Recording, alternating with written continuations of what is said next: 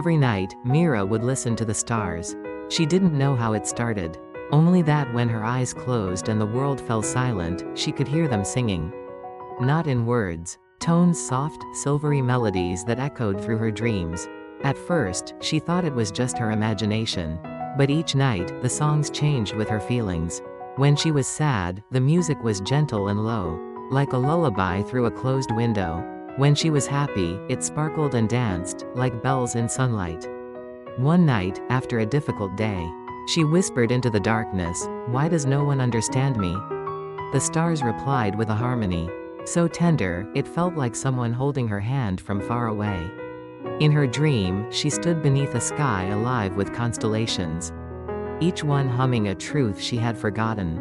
"You were not broken," the stars seemed to say. "You were becoming." That night, Mira didn't wake with answers, but she woke with calm.